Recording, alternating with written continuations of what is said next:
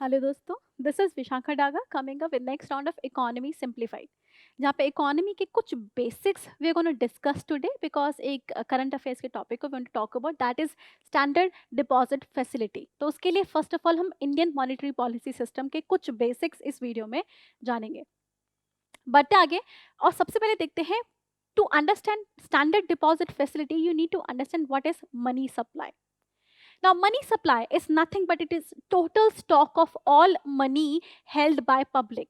जनता के पास जितना पैसा उनके पास प्रॉपर होता है उसको मनी सप्लाई कहते हैं। अब जैसे आपको समझना हो तो ये समझने की कोशिश कीजिए कि यू आर अ पर्सन और मैं आपसे पूछूं आपके पास कितना पैसा है अभी, तो क्या करेंगे, आप अपने जेब से कॉइन निकालेंगे, वॉलेट से पैसे निकालेंगे, फिर बोलेंगे कि मेरे पास क्रेडिट कार्ड भी है और जो मतलब कार्ड में मेरे जो कम से कम 2,000 रुपये बैंक में रखे हैं, मेरे पेटीएम वॉलेट में 200 रुपये हैं, फिर आप बोलेंगे हाँ मेरे पास बिटकॉइन भी है, एंड फिर आप मुझे like you will count all the ways by which you have money जिससे आप कुछ परचेज कर सकते हैं।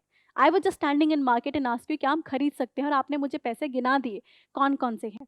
This is called money supply, that is all the stock of money जो किसी भी इंसान के पास होता है, वो पर्सन का मनी सप्लाई हो गया। और इकोनॉमी में जब हम इसे काउंट करते हैं then it is the all the stock of money that is held by public in general. लोगों के पास जितना पैसा होता है खर्च करने के लिए उसे कहते हैं money supply. As I told you, लोगों के पास, इसमें ध्यान रखना, लोगों के पास जो होता है that is important. Why? Because यहाँ पे लोग परचेज करते हैं और हमारा मेन कंसर्न है परचेसिंग से। I tell you later why we are consider like why are we concern about purchasing, but keep in mind total stock of all the money held by public. लोगों के पास पैसा किस form में हो सकता है? कॉइन हो सकते हैं, कैश हो सकते हैं, आपका क्रेडिट कार्ड हो सकते हैं जो कि बैंक डिपॉजिट को आपको रिप्रेजेंट करते हैं, या फिर आपकी न्यू फॉर्म ऑफ करेंसी हो सकती है जैसे बिटकॉइन वगैरह। दीज डेज अब आपके वॉलेट भी होते हैं जैसे पेटीएम वॉलेट वगैरह हो गए, इसमें जो पहले पैसे हैं वो भी आपके काउंट होते हैं।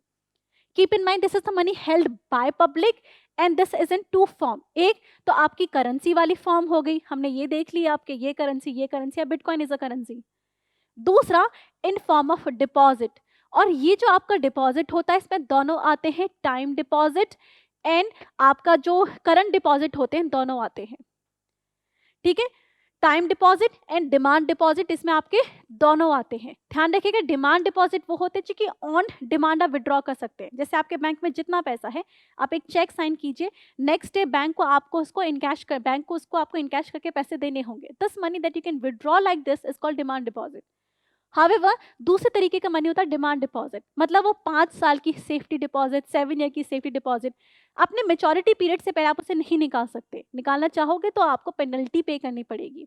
This is called time deposit. तो जब हम निकालते हैं टोटल स्टॉक ऑफ मनी तो हम इस पूरे को कैलकुलेट करते हैं currency and deposit in the bank, और दिस इंक्लूड दिस, क्योंकि money supply represent one important thing that is purchasing power, और परचेसिंग पावर आपकी इन सब से आ रही है।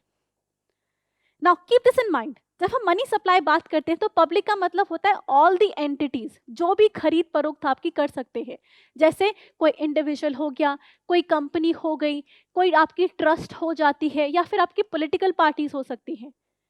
What it does not include is your government and your bank. Reason is bank include करेंगे तो डबल काउंटिंग एरर नहीं हो जाएगा।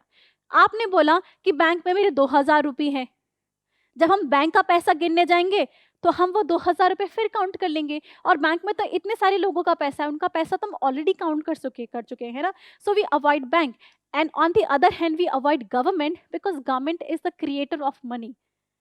अगर उनको हम इंक्लूड कर लेंगे तो all the money that has created does not mean कि वो आपका पब्लिक में जाने वाला है, तो वो परचेसिंग पावर को ऑल द टाइम रिप्रेजेंट नहीं करने वाला, स्पेशली गवर्नमेंट हैज डिसाइडेड कि उस मनी को हमें इकोनॉमी में नहीं उतारना। दैट्स व्हाई गवर्नमेंट मनी को भी हम इसमें दूर रखते हैं।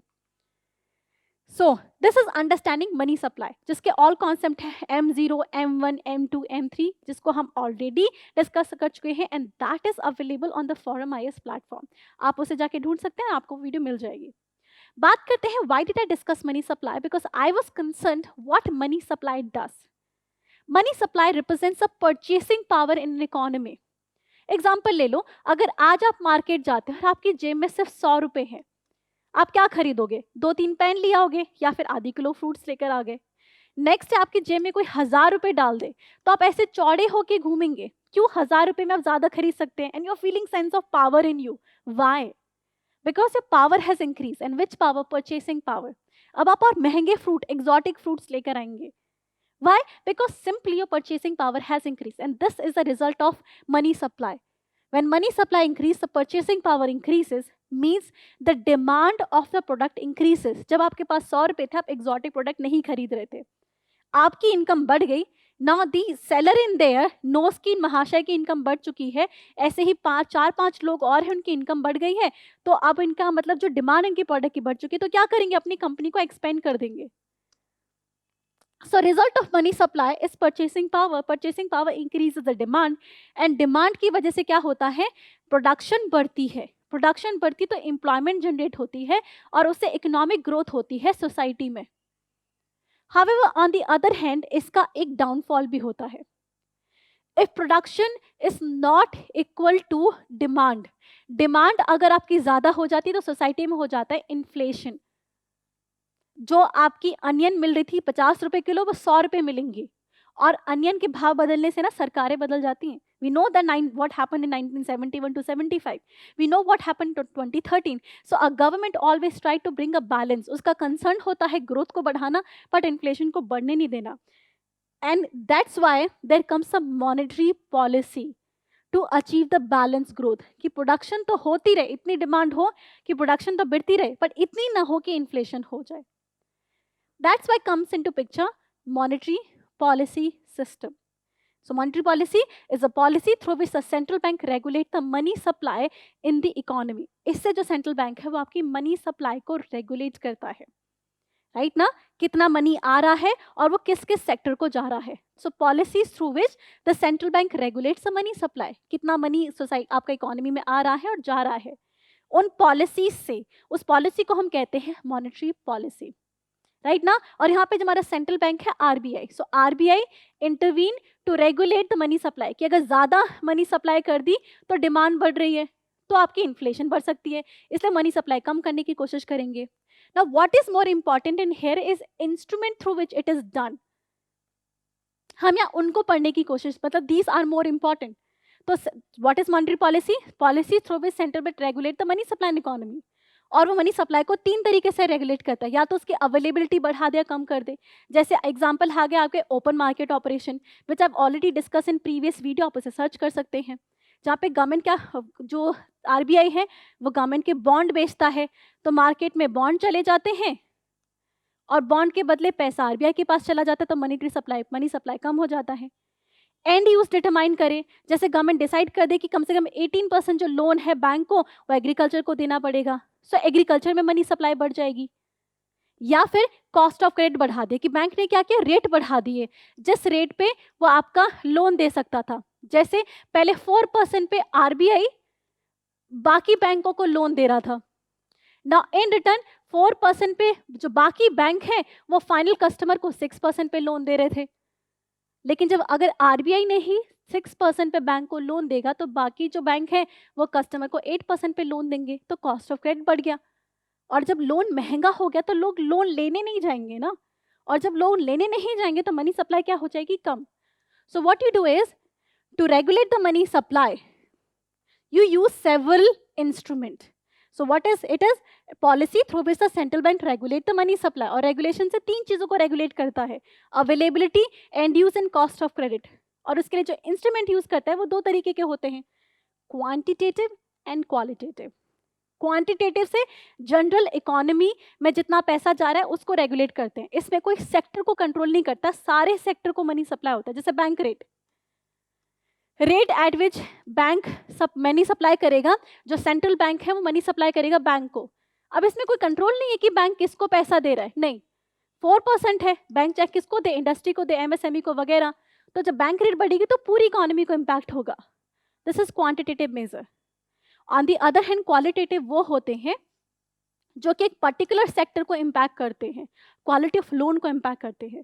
जैसे डिफरेंशियल रेट, अगर by the way government decide कर दे, आरबीआई डिसाइड कर दे कि आप एग्रीकल्चर में जो लोन है वो 4% पे दोगे, बाकी इंडस्ट्री को लोन कितने पे मिल रहा है, 14% पे या आपका 10% पे, in such a case agriculture sector को इंसेंटिव मिल रहा है, उसको ज्यादा पैसे मिलेंगे. Now these are some instrument जो कि आपकी आरबीआई यूज करता है. We not going to discuss in here. हमारा जो मेन कंसर्न है वो स्टैंडिंग डिपॉजिट फैसिलिटी डिस्कस करना है. This is also an instrument by the RBI जिसके थ्रू वो मनी सप्लाई को रेगुलेट करना चाहते हैं. बाकी आप अगर बैंक रेट और रेपो रेट जानना चाहते हैं तो फॉरम की वेबसाइट पे या फिर उसके यूट्यूब चैनल पे वीडियोस अवेलेबल हैं, हम देख सकते हैं. हम यहाँ पे स्टैंडिंग डिपॉजिट फैसिलिटी की बात कर रहे हैं. Now why this came into being, because 2016 में डीमोनेटाइजेशन हुआ, सारा पैसा पब्लिक से बैंक के पास चला गया. अब इससे प्रॉब्लम क्या हुई, अचानक ये जो पैसा था अगर ये पब्लिक के पास जाता तो इससे लिक्विडिटी हो सकती थी, और दूसरा बैंक के पास इतना सरप्लस ऑफ मनी था, they don't know what to do with this, क्योंकि वो लोन दे नहीं पा रहे थे. If they were not able to give like quality loan वगैरह वो नहीं दे पाते तो पैसे पे उनको इंटरेस्ट नहीं मिलता, उनको नुकसान होता. On the other hand RBI was afraid कि ऑल ऑफ अ सडन इतना सारा अगर मनी चला जाता है तो इन्फ्लेशन हो जाएगी. And from time to time RBI के पास ये प्रॉब्लम होती है कि एक्सेस लिक्विडिटी मार्केट में क्रिएट हो जाती है. Now when RBI wants to जब उसको मनी वापस लेना होता है बाकी सोसाइटी से, तो क्या होता है, बीच में आपके आते हैं बैंक. तो या तो आरबीआई क्या करता है, रेट बढ़ा देगा at which it is giving money to the bank, overall society के पास भी हायर रेट पे पैसा जाएगा. But sometime what happen, RBI जब बैंक को पैसा मतलब किसी रेट पे लेता है तो इन रिटर्न उसको गवर्नमेंट सिक्योरिटी देनी पड़ती है, जीसेक, राइट ना, एक प्रॉमिस कि ये जो जीसेक है हम वापस खरीद लेंगे, तो गवर्नमेंट सिक्योरिटी उसको बैंक को देनी पड़ती है. इन रिटर्न पैसा आता है आरबीआई के पास. तो आरबीआई जब पैसा वापस लेता है नॉर्मल बैंक से, this is through reverse repo operation, right ना. In reverse repo RBI actually takes the money from the bank at certain rate and in return वो जीसेक देता है बैंक को to promise to take it back, purchase it back. This is reverse repo operation. और reverse repo operation में क्या होता है, money चला जाता है आरबीआई के पास और सिक्योरिटी चली जाती है बैंक के पास.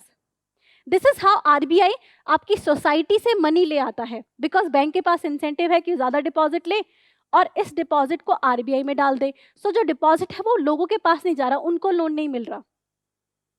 Now there is a problem with this. RBI जब इस तरीके के काम करने की कोशिश करता है, it need to have enough government securities with it. What if RBI does not have enough government securities? Now it was to resolve this problem. इस प्रॉब्लम को रिजॉल्व करने के लिए हम लेकर आते हैं स्टैंडिंग डिपॉजिट फैसिलिटी.